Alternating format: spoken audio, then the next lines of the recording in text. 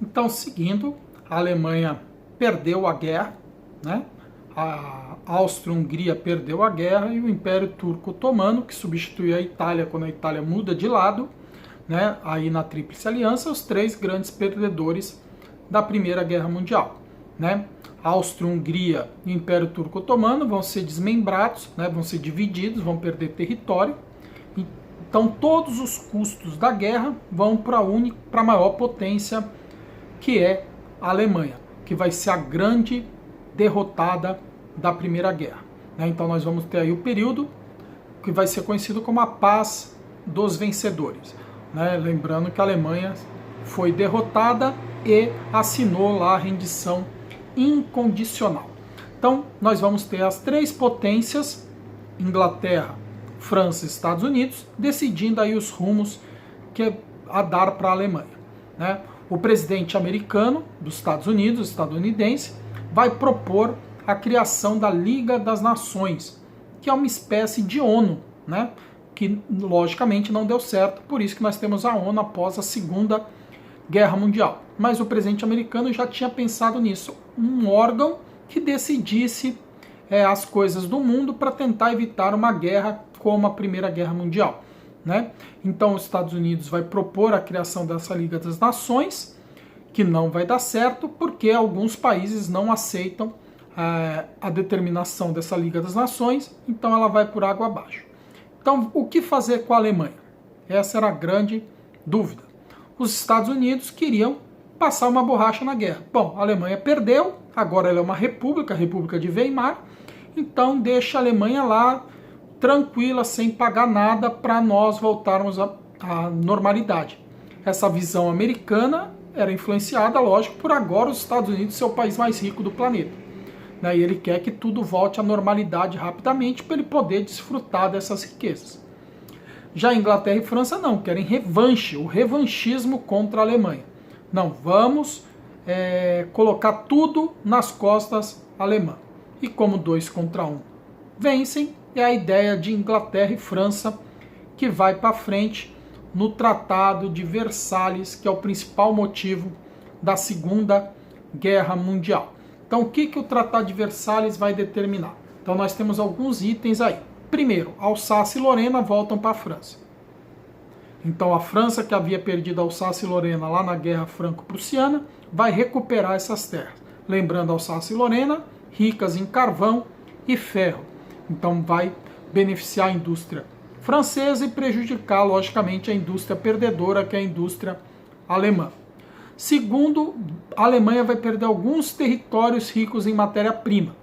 Então vamos tirar a matéria-prima da Alemanha para eliminar a indústria alemã, um concorrente poderoso para a indústria francesa e inglesa. Terceiro, vamos pedir uma indenização gigantesca da Alemanha. Então a Alemanha, que está empobrecida e destruída pela guerra, vamos manter ela pobre. Como? Dívida. Então você põe uma dívida gigante que a Alemanha não pode pagar, logicamente. O que a Alemanha pode pagar? Os juros da dívida. Então eu ponho um valor exorbitante e que a Alemanha é obrigada a pagar juros. Os juros vão impedir que a Alemanha se desenvolva, porque todo o dinheiro que ela ganha, que ela consiga gerar, vai para a Inglaterra e França. Então é uma tentativa de manter a Alemanha pobre para eu ter um concorrente a menos na minha indústria. Logicamente, outro item, o quarto, a Alemanha vai perder todas as suas terras na África. Então a Alemanha, que entra numa guerra para conseguir terras, acaba a guerra perdendo as poucas terras que tinha. Então eu estou pobre e sem perspectiva. Além disso, o quinto e último item que a gente vai destacar, a Alemanha é impedida de ter um exército forte. Então eu limito o exército alemão a um exército defensivo. Então eu vou ter um número X de soldados apenas para defender o território alemão. E eu vou ter proibição de armas de longo alcance. Então eu não vou poder ter armas que podem colocar em risco as potências vizinhas. Então eu limito o exército alemão. E para finalizar, eu vou criar o famoso corredor polonês. Então eu vou dividir o território alemão e entre o território alemão eu vou colocar uma faixa de terra para a Polônia ter uma saída para o mar.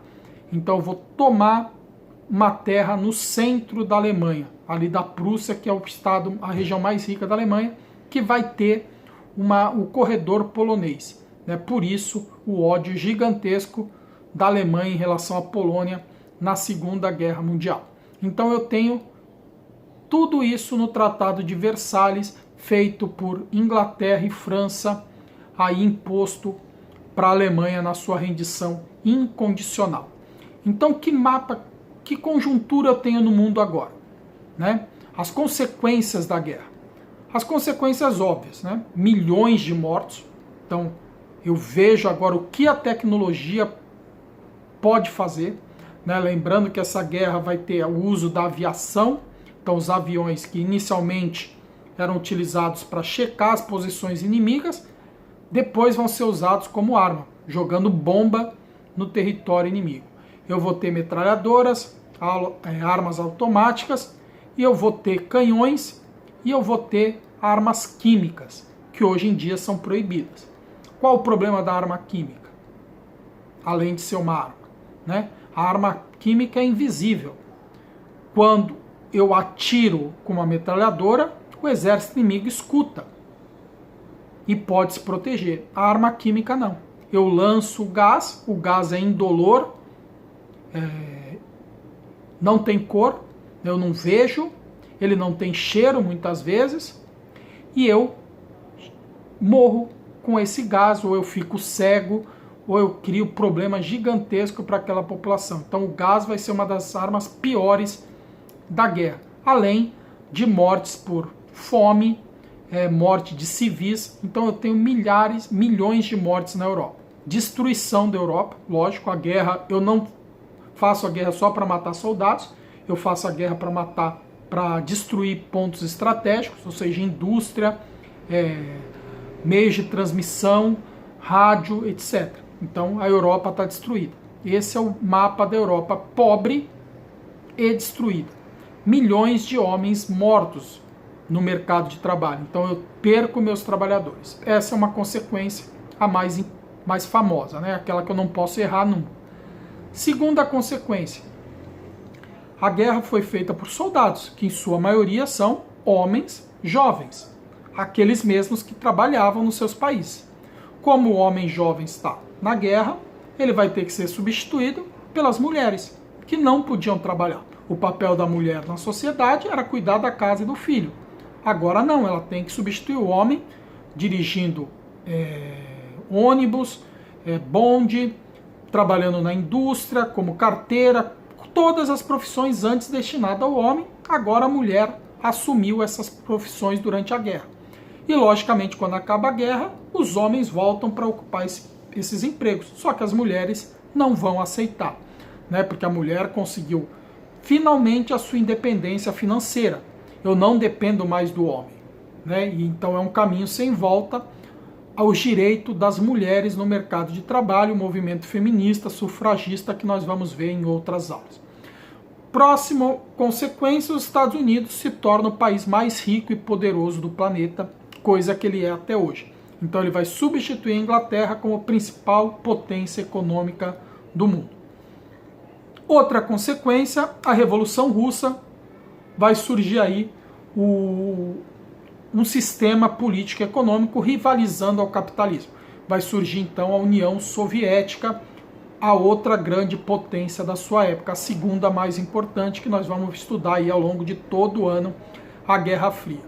Então a próxima consequência, a África está destruída também, grande parte da guerra aconteceu na África, em disputa de colônias, a Alemanha perdeu todas elas, então vou ter um redesenhamento da África, né? Os países pegando lá para si as partes que a África pertenciam à Alemanha, né? Eu vou ter também o surgimento dos movimentos nacionalistas africanos, porque os africanos foram lutar na guerra, e ao ir para a Europa eles viram como a Europa tem muitas coisas que ele não tem acesso, então eles voltam para o seu país com esse movimento de contra o imperialismo, queremos o nosso país para nós, né?